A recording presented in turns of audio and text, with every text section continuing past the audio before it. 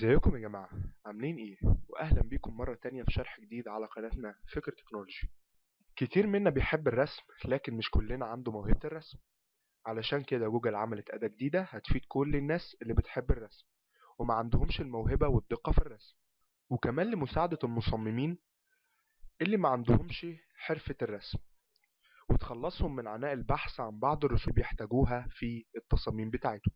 جوجل وفرت لكم كل ده من خلال رسم أي شيء تحتاجه، سواء في تصميم أو في رسم صورة عادية. كل اللي عليك إنك هتفتح الأداة بتاعة جوجل عن طريق المتصفح، وتقوم برسم الخطوط أو الرسمة اللي أنت عايز ترسمها، سواء عندك الموهبة أو ما عندكش. جوجل هتترجم خطوطك للرسمة اللي أنت تقصدها. يلا بينا نبدأ الشرح.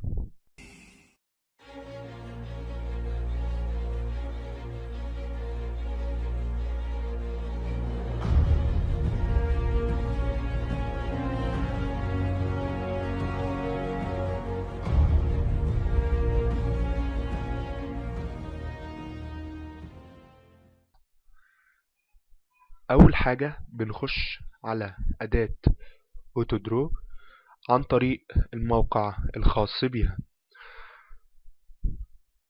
وهندخل عن طريق أي متصفح أيا كان نوعه، سواء مايوزيلا أو جوجل كروم. أنا هستخدم الجوجل كروم. هسيب لكم رابط الموقع أسفل الفيديو في الديسكريبشن. بعد دخول على الموقع بيظهر بالشكل دوت. عندنا مجموعة من الأدوات في الجانب الأيسر من الشاشة. أول أداة وهي السلكت، ودي بتحدد بيها الرسمة. تاني أداة وهي القلم اللي حواليه نجوم، ودي اللي بتقدر من خلالها الرسم، وجوجل بيتوقع ايه نوع الرسمة اللي انت رسمها. وتالت أداة هي اللي مسؤولة عن انك ترسم بس بدون اي توقع.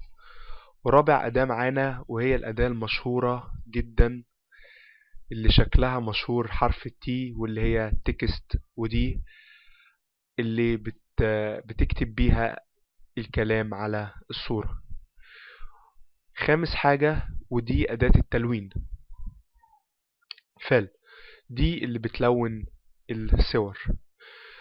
سادس حاجة وهي الأشكال الثابتة زي الدايرة، مثلث، مربع. وسابع حاجة معانا هي اختيار اللون. فيها مجموعة من الألوان، ودي تقدر تتحكم فيهم عن طريق السهم اللي على اليمين. وعندنا أداة الزوم، وعندنا الأداة بتاعة الرجوع في خطوة الرسم لو غلطت في حاجة وعايز ترجع للخطوة السابقة. وأخيرا أداة ديليت، إنك عايز تمسح جزء من الرسمة أو حتى الرسمة كاملة. أول حاجة هنستخدمها هو القلم اللي حوالين نجوم، عشان خاطر نخلي جوجل يتوقع الرسمة بتاعتنا. أنا ما بعرفش أرسم، هحاول أرسم طائر. من الملاحظ إن ابتدت تظهر فوق مجموعة من الأشكال التوقعية للشكل اللي أنا رسمته.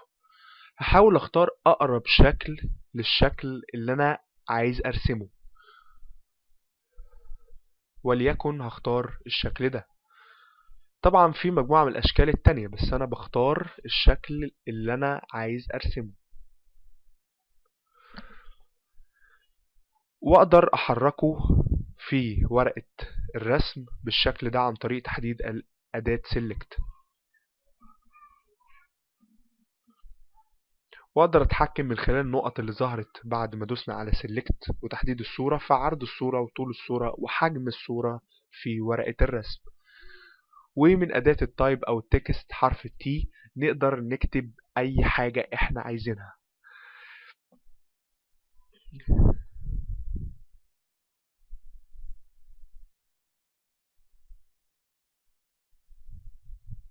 طبعا بعد ما كتبنا بالشكل ده نقدر كمان نختار اللون اللي احنا عايزين نلون بيه الرسمة، بالشكل ده أخضر أو لون بامبي.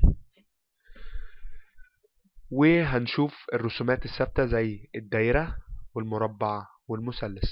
دي مثلا الدايرة، مربع، ومثلث. لو حبينا نعمل زوم بنضغط ضغطة مطولة على الماوس مع السحب في الجهة اللي احنا عايزين نعمل فيها زوم. ولو دوسنا على سهم الرجوع هنلاحظ ان بيرجع خطوة واحدة لورا بالشكل ده. بنعمل أداة السلكت لو احنا عايزين نمسح اي حاجة من الصورة اللي احنا رسمينها. بنحدد الجزء اللي عايزين نمسحه، زي مثلا هنمسح The Sinker وندوس على أداة Delete. طبعا لاحظنا ان الكلمة اختفت او اتمسحت. عايز انقل الطائر في نص ورقة الرسم، عايزين نحفظه على الجهاز، هندوس على 3 شروط اللي هي في الجانب الايسر من الصفحة. بعد ما بندوس عليها بيظهر لنا قائمة، والقائمة فيها مجموعة من الاختيارات منها Start Over، ودي اللي بنختار بيها ورقة الرسم سواء عمودي أو أفقي عريض أو أفقي صغير شوية. في داونلود، في تشير. داونلود دي لو انت عايز تحفظها على جهازك، اما الشير هي مشاركة. طبعا احنا عايزين نحفظها على الجهاز، بنضغط على داونلود. بعد الضغط عليها بتختار مكان حفظ الصورة. بعد كده بندوس على سيف. بنلاحظ تحت ان تم تحميل الصورة. بنرجع علشان خاطر نتأكد ان الصورة تم تحميلها. بنروح للمكان اللي احنا حفظناه فيه والصورة بتظهر بالشكل ده.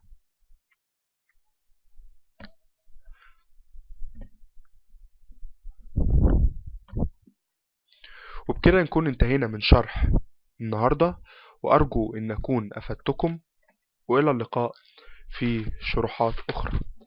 ولو عجبكم الفيديو ما تنسوش تعملوا لايك واشتراك في القناة. دمتم في سلام الله.